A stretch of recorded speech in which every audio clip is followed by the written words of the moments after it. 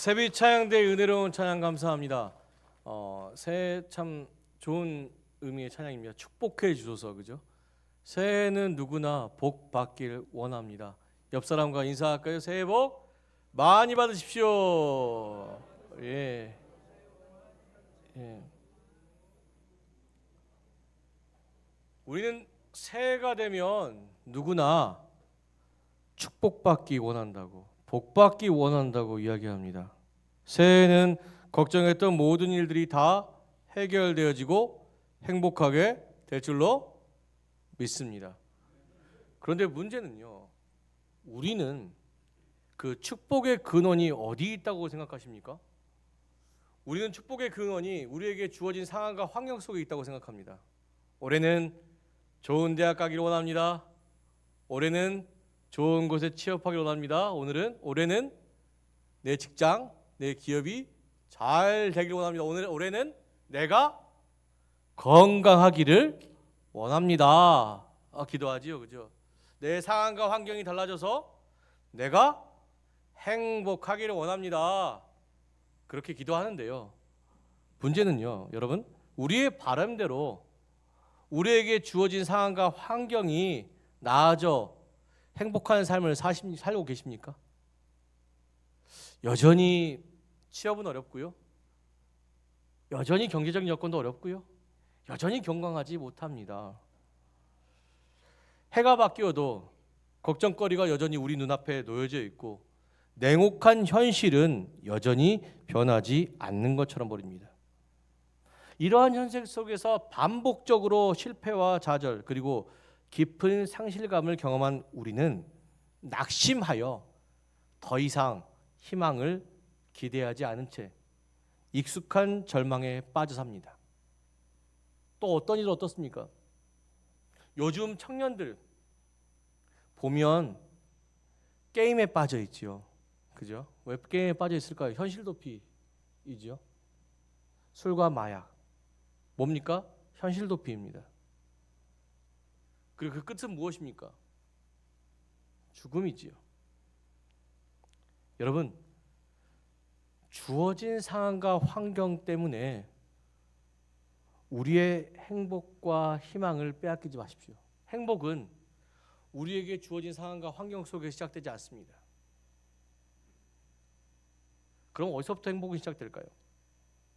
오스트리아의 심리학자 빅터 프랭클이 쓴 죽음의 수용소에서라는 책이 있습니다.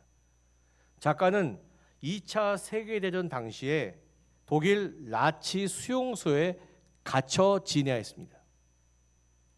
작가는 나치 수용소에서 언제 가스실로 끌려가야 할지 모르는 공포와 굶주림, 그리고 가혹한 매질 속에서 하루하루를 버티며 살아가야 했습니다.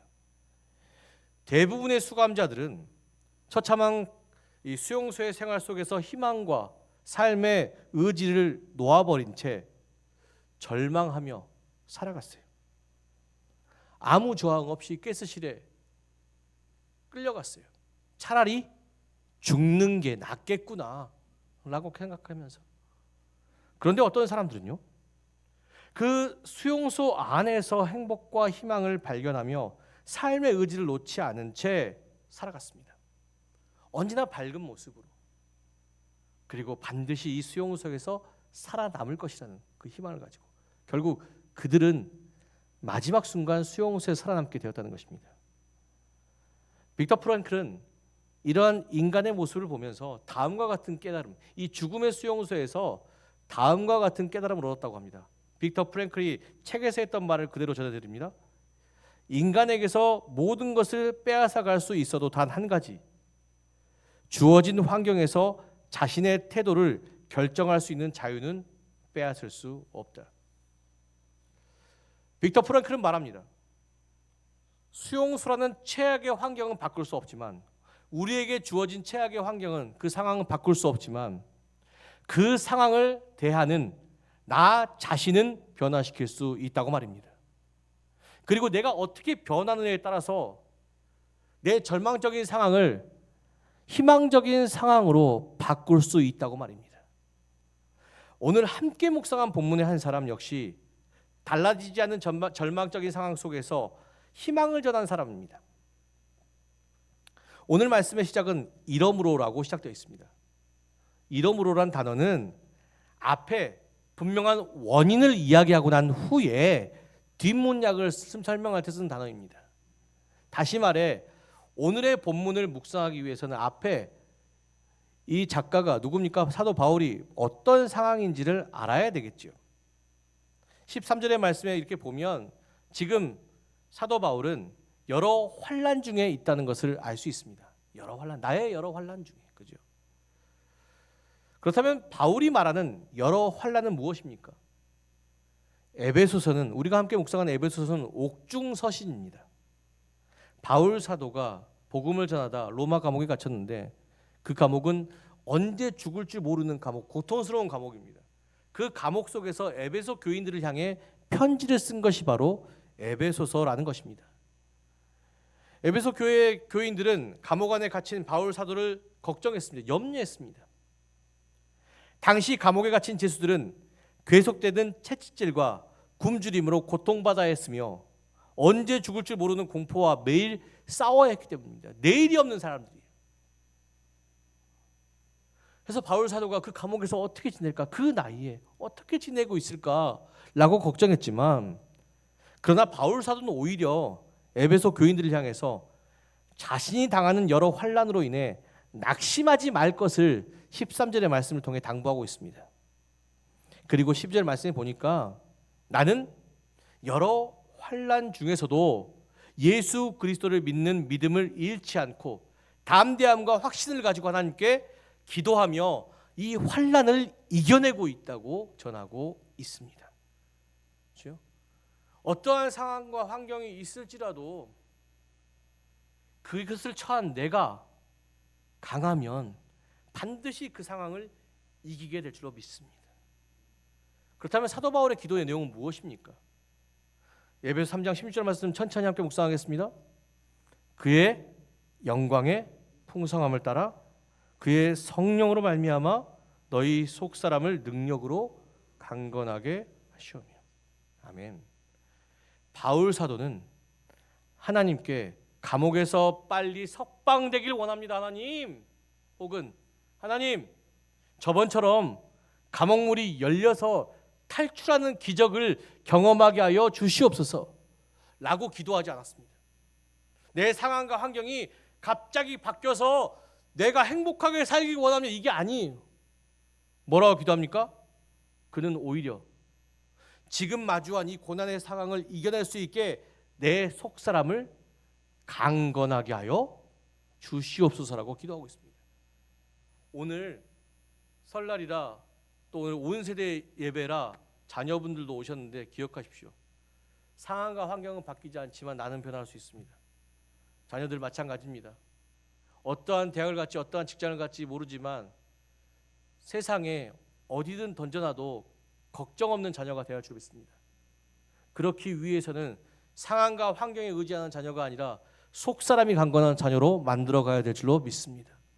어떠한 상황과 환경 속에서 적응할 수 있고 이겨낼 수 있는 자녀가 복된 자녀일 줄로 믿습니다. 여러분도 그렇게 세워져야 될 줄로 믿습니다. 특별히 권사님들 나이 드시면서 건강 잃어가고 경제적인 여건이 점점 어려워지고 여러 가지 잃어갈 것만 많지 않습니까? 그런 때 겉사람은 후패해져도 속사람이 강건하면 행복하게 살아가게 될 줄로 믿습니다. 감옥에서도 바울은 낙심하지 않고 하나님께 소망을 두며 열심히 살아갔지 않습니까? 그렇죠? 여러분 속사람 강건해져야 할 줄로 믿습니다. 그 다음 중요한 것이죠. 우리의 속사람 어떻게 강건해집니까? 기도입니다. 제가 계속 기도하고 있죠. 오늘 3부까지 기도를 강조하고 있습니다. 속사람이 강건해지는 기도. 속사람이 변하는 것 기도 안에 있을 줄 믿습니다. 그렇다면 우리가 알아야 될 게 무엇입니까? 우리가 어떻게 기도해야 무엇을 간구해야 우리의 속사람이 구체적으로 강건해질 수 있는지. 첫 번째, 속사람이 강건해지기 위해서는 성령의 도우심을 구해야 합니다. 10절 말씀해 보니 바울 사도는 그의 성령으로 말미암아 너희 속사람을 능력으로 강건하게 하시오며라고 말하고 있습니다. 우리의 속사람은 결코 우리의 의지와 결심만으로 강건해지지 않습니다. 사랑하는 성도 여러분, 엔진이 아무리 좋은 차 또요 기름이 없으면 멈춥니다. 그렇듯 우리의 삶에 계속되는 고난 가운데 우리의 심령이 지치면 우리 삶도 거기까지라고 생각하며 멈춰버릴 때가 있다는 것입니다. 열심히 노력해도 나아지지 않는 현실 속에서 갑자기 찾아온 고난으로 인해 소중한 것을 잃어버린 채 깊은 상실감에 빠진 삶 속에서 계속해서 상처받고 있는 인간관계 속에서 인간관계 잘 돼야 뭐 성공한다고 하는데 그 인간관계 속에 상처받으면서 후회로 가득하지만 되돌릴 수 없는 과거 속에서 계속해서 절망적인 상황은 우리를 괴롭히고 우리의 속사람을 괴롭히고 있어요. 괜찮아. 그러나 내 힘과 능력으로는 그 절망을 이겨낼 수 없고 잠식될 뿐입니다. 그래서 세상 가운데 뭐합니까? 심리 상담도 받고 또 청년들 뭡니까? 게임에 빠지거나 술, 또 요즘 마약까지 빠지고 있어요. 뭐예요? 현실을 잊기 위해서. 깊은 상실감. 또 어떤 사람은 뭡니까? 일에 몰두해요.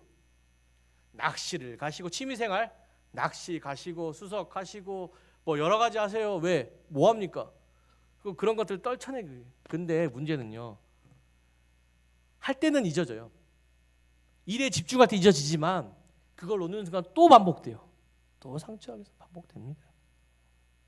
한 번 무너진 마음은 인간의 힘과 능력으로는 절대 회복될 수 없고 그게 쌓이고 쌓이다 보면요. 내 인생에 슬럼프가 찾아오고 우울증이 찾아와요. 그리고 적은 일도 쉽게 무너집니다. 요즘 노년 우울증이 급증하고 있지 않습니까? 요즘 시니어에서 액티브 시니어 시대라 그래서 고학력자들이세요. 그리고 이전의 세대보다 건강한 시대 어르신들이십니다. 그죠? 60대라 해도 70대라 해도 사회생활 할 수 있는 분들이시잖아요. 그죠? 근데 갑자기 일도 잃고 직장도 잃고 나는 건강한데 세상에 쓸모없다고 얘기하는 거예요. 처음에는 괜찮아. 해외 여행도 다니고 마을 회관도 다니고 뭐 이렇게 마을 뭐 배우는 것도 다니고 막 일자리 다니고 괜찮아 하지만 마음에 뭐가 쌓여요? 우울함이 쌓여요. 그러다 보면 어느 순간 삶의 의지를 놓아버릴 때가 있습니다. 삶의 열정이 사라져버리면요 내 삶의 의지도 함께 꺾입니다. 계속되는 풍파 속에 우리는 상처 입고 우리는 잃어버릴 것들이 많아요. 그러한 상황 가운데 우리의 심령을 회복해야 합니다. 속 사람이 회복되어지면 우리가 많은 것을 잃어버려도 희망을 꿈꿀 수 있습니다. 어떻게 하면 그렇게 될 수 있습니까? 스가랴 4장 6절은요 이 방법에 대해서 우리에게 이렇게 나오고 있습니다. 함께 읽겠습니다. 그가 내게 대답하여 이르되 여호와께서 스룹바벨에게 하신 말씀이 이러하니라. 만군의 여호와께서 말씀하시되 이는 힘으로 되지 아니하며 능력으로 되지 아니하고 오직 나의 영으로 되느니라. 아멘. 말씀 그대로 띄워주십시오. 이 말씀은 깊은 절망 속에서 낙심하고 있었던 스룹바벨에게 하나님께 주신 말씀입니다. 그는 열정을 가지고 무너진 성전을 재건하기 위해 노력했어요. 그런데 계속해서 외부의 거센 방해가 있었어요. 쌓아만 놓으면 무너져버리고 쌓아만 놓으면 무너져버리고 결국 그는 성전 짓기를 포기한 채 16년 동안 깊은 절망에 빠져 있었습니다. 성전을 재건한 모든 재료는 있었지만 낙심한 마음 때문에 도저히 그것을 할 염두가 안 났어요. 그런 스룹바벨에게 하나님은 스가랴를 통해서 말씀하십니다. 너의 마음의 열정을 회복할 수 있는 것은 너의 상한 심령을 회복할 수 있는 것은 너의 낙심한 심령을 회복할 수 있는 것은 너의 힘과 재능이 아니라 뭐라고요? 오직 영으로 가능하다고 말합니다. 스룹바벨은 그 자리에서 기도하고 성령으로 회복되었어요. 그래서 다시 건축했습니다. 그런데 문제는 16년 전과 마찬가지로 거센 방해가 계속됐어요. 그런데 뭡니까? 상황과 환경은 달라지지 않았고 누가 달라졌어요? 스룹바벨이 달라졌잖아요. 스룹바벨은 그러한 방해 속에서도 끝까지 건축을 했어요. 낙심하지 않고 건축한 결과 16년 동안 하지 못한 일을 4년 만에 성전을 건축하는 기적을 경험하게 되었다는 것입니다. 속 사람의 능력은 그렇습니다. 내 상황과 환경이 어떠하든 나는 주 안에서 모든 것을 할 수 있습니다. 하나님께 나를 도와 주실 줄로 믿습니다. 내 상한 심령이, 내 연약한 심령이 주의 성령 앞에 사로잡힐 때, 그때 나는 비로소 주의 도우심을 말미암아 모든 것을 하게 될 줄로 믿습니다. 요한일서 1장 2절의 말씀도 그러잖아요. 내 영혼이 잘된 같이 뭐라고요? 범사예요. 그렇죠? 범사. 우리가 이겨내야 할 세상은 강합니다. 그 세상보다 더 강한 마음을 지니지 않고선 우리는 살아남을 수 없다는 것입니다. 속사람이 강건해져야 할 줄 믿습니다. 그렇다면 성령은 우리의 속사람을 어떻게 강건하게 할까요? 성령 안에는 첫 번째 뭐가 있습니까? 온유함이 있습니다. 온유함. 성령을 의지하며 기도할 때 제일 먼저 찾아오는 변화는요, 환경의 변화가 아니라 내 마음이 평온해져요. 주어진 상황과 환경은 나아진 것이 없어요. 질병은 여전히 계속돼요. 고통도 여전히 계속되고 내 삶의 상처는 계속되지만, 근데 성령으로 기도하면요, 설명할 수 없이 내 마음이 평온함을 느낍니다. 이는 요동치는 내 마음에 성령이 뭘 부어주시기 때문입니까? 성령의 온유함. 성령의 9가지 열매 중에 뭐가 있어요? 온유함이 있잖아요. 온유함을 부어주시기 때문입니다. 그 온유함을 가지면 태풍이 몰아쳐도 요동치더라도 어떻습니까? 배가요, 요동 흔들흔들해도, 제주도 배 타보셨어요? 목포에서, 제주도에서 목포 오는데 엄청나게 흔들려요. 그죠? 그 안에서 우리는 멀미하지만 배는 어떻게 해요? 배는 목포항까지 가요. 그죠? 내 마음이 온유하면 하나님께서 그 폭풍우를 뚫고 가게 하실 줄로 믿습니다. 온유함 달라고 기도하십시오. 성령의 온유함. 우리의 속사람을 강건하게 한 능력 뭡니까? 온유함. 두 번째, 우리의 속사람을 강건하게 한 능력 뭡니까? 오래 참음 가운데 있습니다. 성령 안에 또 뭐가 있습니까? 오래 참음 있죠. 그런데 그냥 참는 게 아니에요. 성령의 오래 참은 전제가 뭐가 있어요? 하나님께서 하실 줄로 믿습니다. 기다림의 오래 참음이라는 사실이에요. 이 온유함과 오래 참음은 사람에게 없어요. 누구 어디에 있습니까? 오직 성령 안에 있습니다. 우리가 정말 축복받는 삶을 살기 원한다면, 하나님, 나의 속사람이 성령의 온유함과 오래 참음을 통해서 강건해지기를 원합니다. 우리가 그렇게 기도해야 될 줄로 믿습니다. 두 번째 기도의 제목은 뭡니까? 두 번째 기도의 제목은 뭐냐면요, 속사람이 강건해지기 위해서는 예수님과 동행을 간구해야 될 줄로 믿습니다. 자, 우리가 낙심하는 삶의 지점이 있습니다. 뭡니까? 우리가 뭐 기도하는데 하나님, 기도가 응답되지 않아요. 벽을 붙잡고 기도하는데 벽이 열렸으면 좋겠는데 벽이 안 열려요. 그죠? 취업의 문이 안 열려요. 뭐 때문에 문제입니까? 예수와 함께 동행하지 않기 때문이에요. 저는 그렇습니다. 여러분, 예배 드릴 때만 예수님을 내 안에 모시지 마십시오. 여러분, 예수님은 여러분들의 삶 가운데 정착하셔야 될 줄로 믿습니다. 사도 바울은 감옥 속에서 기도하는데 두 번째 기도의 내용이 뭡니까? 10절 말씀 볼까요? 믿음으로 말미암아 그리스도께서 너희 마음에 계시게 하시옵고. 그죠? 여기서 계시게 하시옵고란 부분을 헬라어로 보니까 카토이케세아라고 번역되어 있는데, 이 카토이케세아의 원어는요, 정착하다, 거주하다라는 의미의 헬라어 카토이케아에서 비롯됩니다. 여러분 잘 아시는 말씀이 있습니다. 요한복음 15장 7절 말씀. 너희가 내 안에 거하고 내 말이 너희 안에 거하면 무엇이든지 원하는 대로 구하라. 그리하면 이루리라. 그죠? 너희가 내 안에 거하고 너희가 내 말이 너희 안에 거하면 무엇이든지 원하는 대로 구하라. 그리하면 이루리라. 벽일지라도 문으로 만들어 주실 줄로 믿습니다.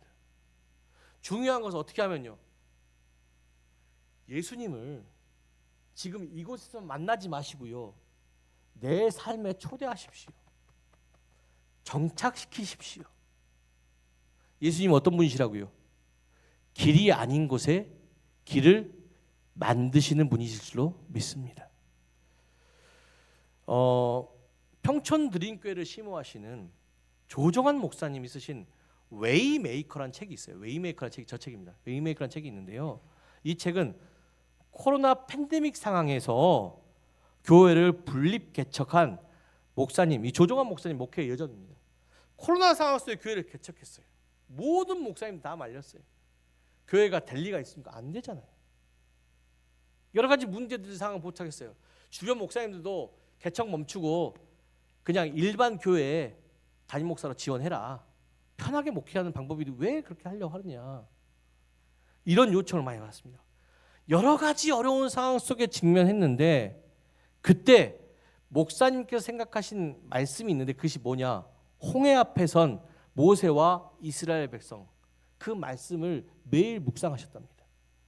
길이 없는 막막한 홍해 앞에서 모세는 그들을 이끄신 하나님의 손길을 기억하며 그분께 자신의 삶을 내어 맡기셨어요. 그리고 잠잠히 하나님이 하는 일을 보자고 말씀하셨어요. 그러니까 뭡니까? 홍해, 그죠? 길이 아닌 곳에 길이 생기는 기적의 역사가 일어났다는 사실이에요. 그 말씀을 항상 삶에 기억하고 사셨어요. 그리고 어려울 때마다 길이 아닌 그러한 상황에 닥칠 때마다 어떻게 하냐고요? 예수의 이름으로 기도합니다. 예수님 어떤 분이십니까? 죽음과 절망의 십자가, 죽음과 절망은 인생의 끝이지 않습니까? 그죠? 그 끝에서, 그 십자가에서 부활의 길을 여신 분이 바로 누구시라고요?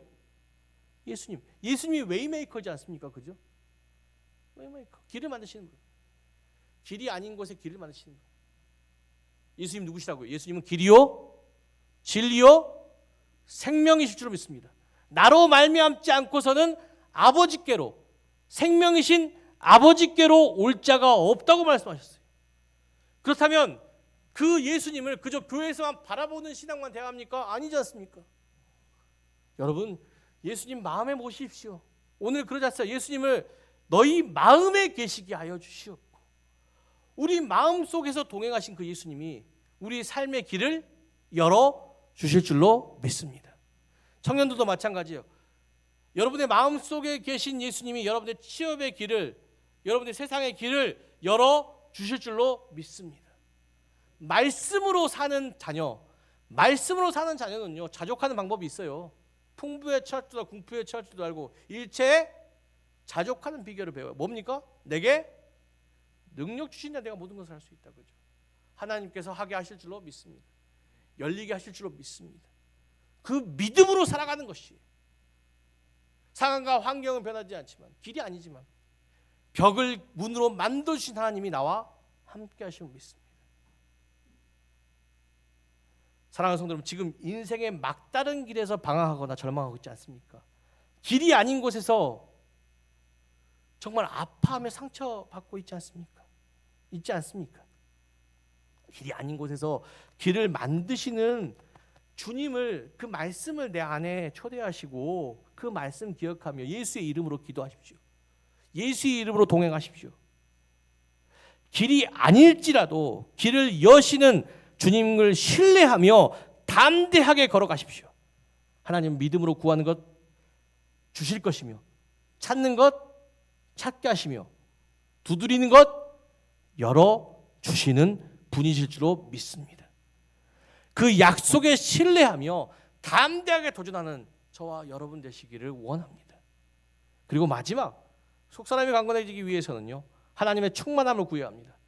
19절 하반절 말씀에 뭐라고 되어 있습니까? 너희가 사랑의 가운데 뿌리 박히고 터가 굳어져 능히 모든 성도와 함께 지식에 넘치는 그리스도의 사랑을 알고 그 길이와 높이와 기쁨이 어떠함을 깨달아 하나님의 모든 충만하신 것을 너희에게 충만하게 하기를 구하노라 라고 되어 있습니다.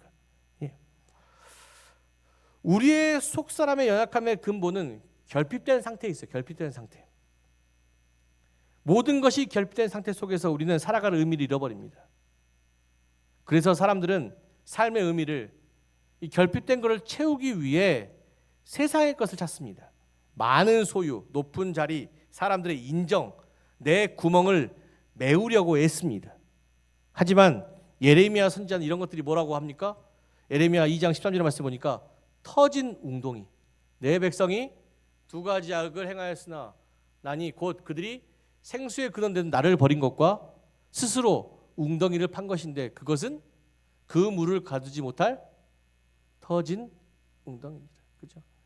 뭐 내 소유, 능력, 건강, 사람들의 인정, 결핍을 그걸 채우려고 해요. 그래서 하나님 없이 난 살 수 있어 하지만 중요한 것 세상 가운데 돈, 재산, 건강 잃고 그렇게 됐을 때 내 모습은 어떠합니까? 세상 초라할 수가 없어요. 결핍된 상황 속의 내 모습 결국 그 모습이 내 속사람마저도 무너지게 하는 것입니다. 이 결핍은 세상의 것으로 채우는 것이 아니에요. 무엇으로 채울 수 있습니까? 프랑스의 수학자이자 철학자인 파스칼은 모든 사람의 마음에는 하나님만이 채우실 수 있는 빈 공간이 있다고 이야기합니다. 오직 하나님만이 우리의 결핍을 채우고 충만함으로 살게 하실 줄로 믿습니다. 하나님의 충만함은 무엇입니까? 하나님의 사랑이 내 안에 가득 차서 다른 사람에게 사랑을 구걸하지 않아도 다른 사람을 의지하지 않아도 하나님께 나와 함께 하시면 외롭지 않습니까? 하나님이 나와 함께 하시면 모든 것을 할 수 있습니다. 또 무엇입니까? 하나님의 평안이 내 안에 가득 차면 어떠한 풍파에도 나는 무너지지 않습니다. 또한 무엇입니까? 하나님의 능력이 나와 같이 하면 질그릇과 같이 깨어지신 나도 세상 가운데 담대하게 살 줄로 믿습니다. 세상 가운데 큰 쓰임 받으며 살게 될 줄로 믿습니다. 결핍된 인생일지라도 그 결핍된 인생보다 큰 하나님의 사랑이 나와 영원히 함께 하실 줄로 믿습니다. 그것이 내 안에 채워지면요 나는 두렵지 않아요. 여러분 깡통 보십시오. 깡통이요 그냥 깡통일 때는 어떻습니까? 발에 밟으면 찌그러져요. 하지만 그 깡통 안에 시멘트를 채우면 어떻습니까? 시멘트가 구워지면 깡통 아무리 밟아도 찌그러지지 않습니다.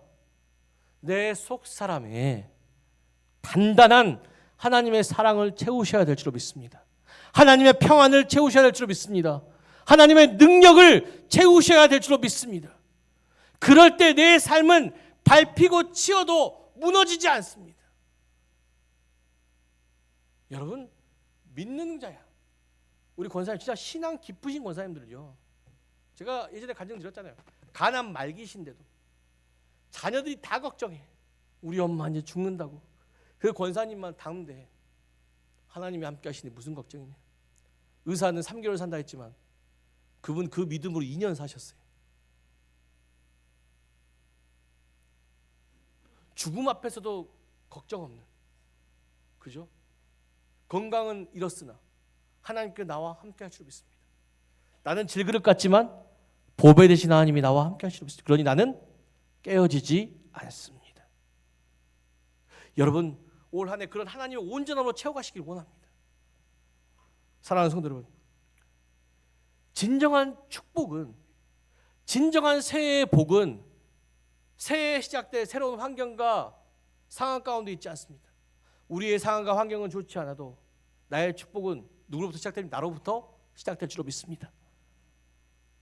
하나님이, 성령님이, 예수님이, 하나님이 나와 함께 하시는 삶, 우리의 속사람을 강건케 하는 성령님이, 길을 만들어주시는 예수 그리스도가, 그리고 나를 충만케 하신 하나님이 나와 함께 하신다면 올 한 해 여러분들은 정말 복을 만들어 가시는 정말 축복의 근원이 될 줄로 믿습니다.